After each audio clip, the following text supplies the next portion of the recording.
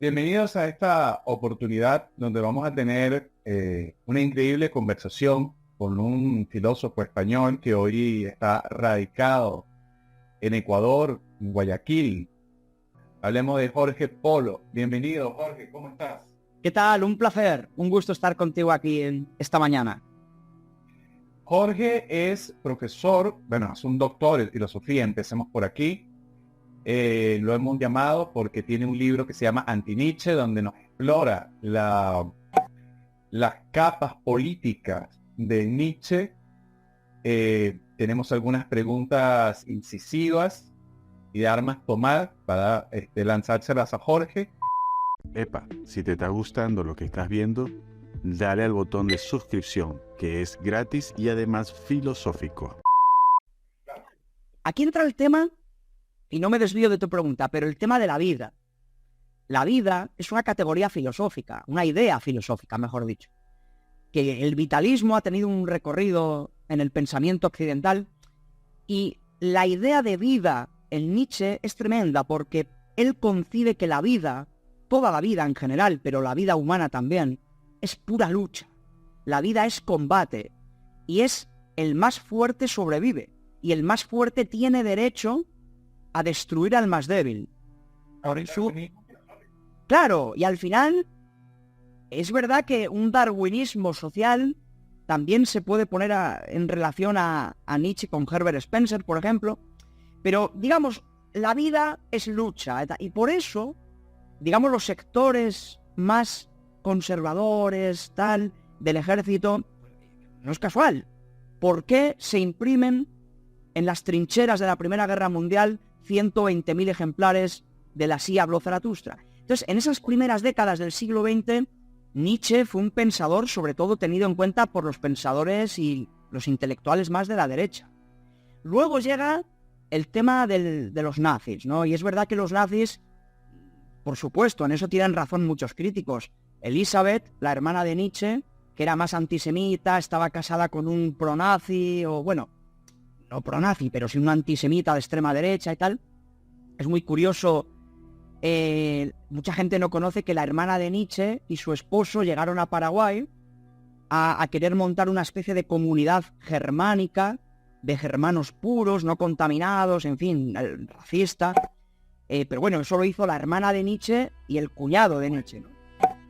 Creo que el cuñado se acabó pegando un tiro. Aquí en Paraguay, se suicidó.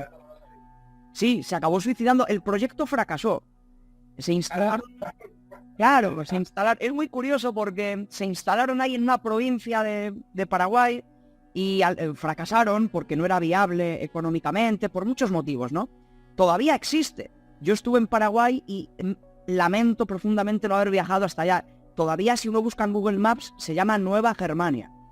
El pueblo existe y todavía queda por allí gente con los ojos azules. Pero claro, es curioso porque, claro, aquellos germanos que se instalaron allí al final se acabaron mezclando con las mujeres guaraníes, en fin, pues al final el mestizaje triunfó. No hay mejor regato antirracista. Sí. Claro, pero esto lo cuento como anécdota, porque Nietzsche no tiene la culpa de lo que hizo su hermano. Y es verdad que Elizabeth manipuló los textos de Nietzsche, eso es verdad. Hizo, digamos, la biblioteca nazi. Sí. Claro.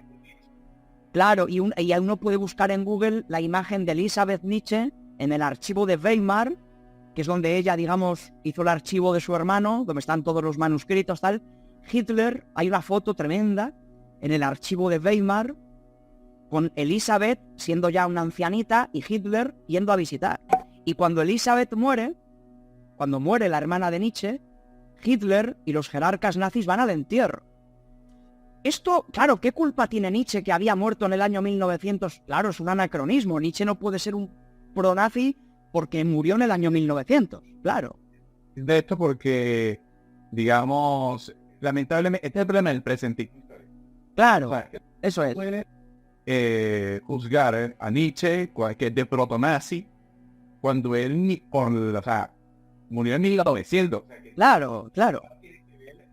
Hitler, con el nazismo, con lo que pasó en el siglo XX, absolutamente nada. Eso es así. Tengo entendido incluso que La voluntad de poder es un texto que dice Claro, la que elabora. es la hermana. Sí, sí, sí, sí.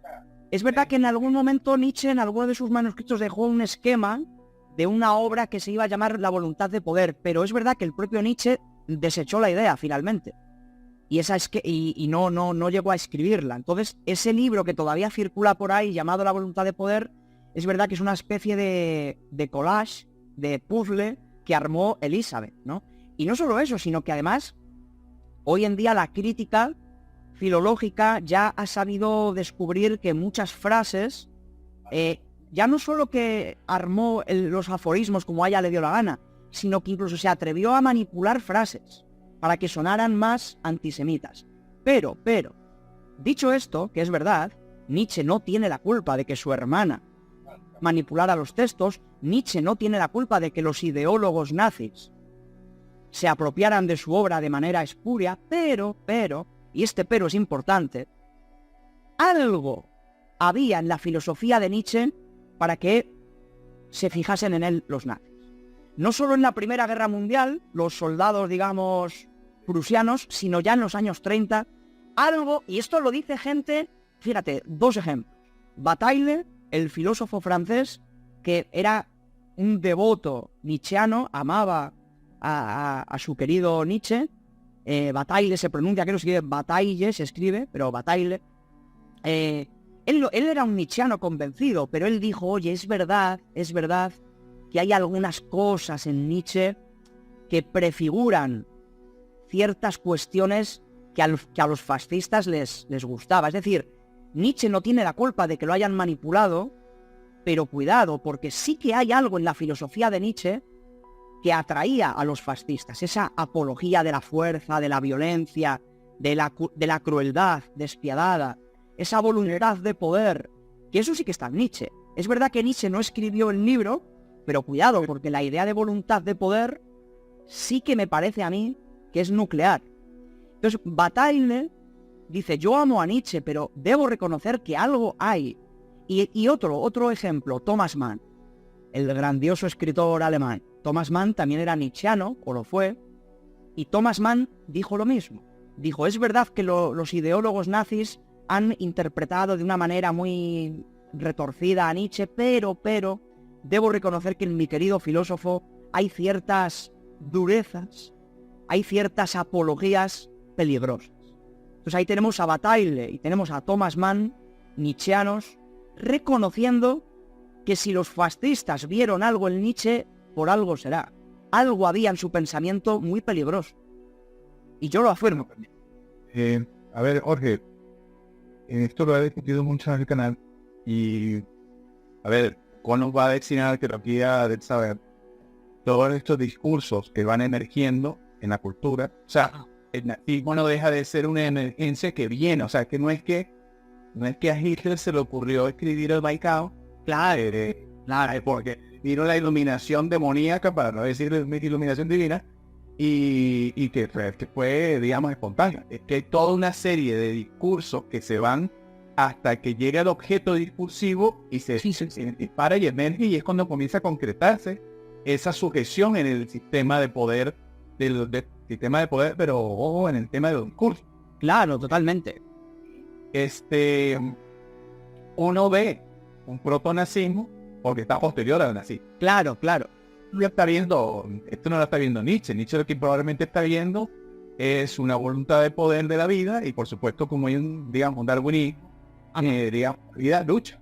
Sí, ¿verdad? Y el Übermensch no solamente tiene una lucha hacia afuera, sino que tiene una lucha hacia adentro, vencerse a sí mismo, que fue un capítulo del Zaratustra. Y con respecto a Elizabeth Foster Nietzsche, es muy curioso porque tengo entendido, como hemos metido en los vínculos familiares de Nietzsche, que Elizabeth se pelea con la madre para poder tener la, digamos, el copyright, digamos, la propiedad, la palabra que estaba buscando, la propiedad de la obra de Nietzsche, para poder hacer esto. Sí, claro. Si bien es cierto, más nazi era el esposo, ella no dejaba de tener, digamos... No, sí, Elizabeth sí. Elizabeth era una tipa de digamos, hoy la llamaríamos de extrema derecha, antisemita, sí. La hermana de Elizabeth, sí, desde luego. ¿Sabías que en Amazon.es puedes encontrar mi trilogía filosófica llamada La Guerra Perpetua?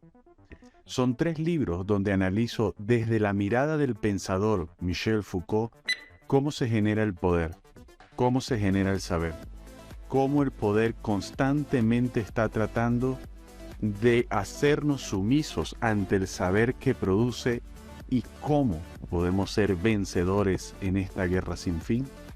Encuéntralos por casi $3 cada libro aquí en Amazon.es. El link lo tienes aquí abajo. Jorge, me interesaría 2 cosas. Uno, que hagas una publicidad a tu libro que nos encontramos en el Anti-Nietzsche para ponerlo en todos los videos de que vayamos a colgar de esta conversación, y además que le des tu saludo final a la audiencia. De mi parte, Jorge, muchísimas gracias por atender a esta conversación, a este llamado que nos hicimos por las redes sociales y que gustosamente lo has hecho, y siempre muy pendiente de hacer esta grabación. Muchísimas gracias por esta inmensa conversación nietzscheana, a la que he disfrutado muchísimo. Espero que no sea ni la primera ni la última, que tengamos otros temas también. Claro. Y que pido, digamos, excusa nietzscheana nos ha servido para comenzar esta grabación. Pues nada, ¿no? El placer ha sido mío. La verdad que es curioso, ¿no? Porque un venezolano en Costa Rica y un español en Ecuador, y ha sido un placer, ¿no? Conversar. Yo, vamos, si tienes el gusto de invitarme en cualquier otra ocasión, para mí será un placer y acudiré sin lugar a dudas, ¿no? Creo que ha sido una conversación interesante, aunque la gente podrá criticarnos porque no hemos dicho una cosa, pero bueno, de eso se trata, ¿no? Así que nada, ha sido un placer. En cuanto a mi libro, bueno, yo creo que escribí este Anti-Nietzsche, busqué precisamente un título provocador, porque que quede claro que yo no considero que Nietzsche haya que cancelarlo, que Nietzsche, al revés. Si yo escribí un Anti-Nietzsche es para decir, oye, este pensador, poeta, pensador, es una de las figuras más influyentes de la cultura occidental desde hace 200 años, o desde hace 130, 140 años, mejor dicho, y es un autor traducido a todos los idiomas del mundo, con una presencia increíble en las facultades de Bellas Artes, en las facultades de Filosofía, en la cultura popular incluso. ¿Quién no ha ido a escuchar lo de Dios ha muerto, el superhombre? Es un filósofo que ha penetrado como pocos en la cultura popular incluso, ¿no? Incluso la gente que no está metida en la filosofía de una manera académica y tal, a poquito que tengan un nivel cultural alto, han escuchado cosas de Nietzsche. Una influencia descomunal. Y eso hay que asumirlo. Entonces, yo quise, en este libro, buscando un poco el título provocador, no lo negaré, Anti-Nietzsche, ya para que el lector, desde el primer minuto, se dé cuenta de que es verdad que yo me posiciono críticamente y con su filosofía, sobre todo política, entendiendo que lo que se deriva de la filosofía nietzscheana puede llegar a ser peligroso. No porque considere que Nietzsche es un precursor del nazismo, no.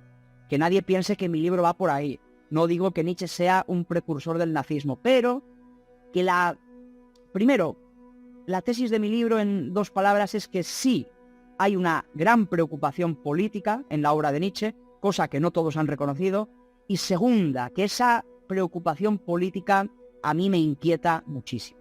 Entonces, bueno, ahí es un libro polémico, a quien le pueda interesar, pues abierto a discusión, por supuesto. Entonces, nada, eso sería un poco lo que encontrarían en esta obra, ¿no? Muchísimas gracias por quedarte hasta el final de esta conversación. Te vamos a colocar una serie de listas de reproducción que sé que te pueden interesar, y por supuesto cuento contigo para seguir viéndonos en el próximo video.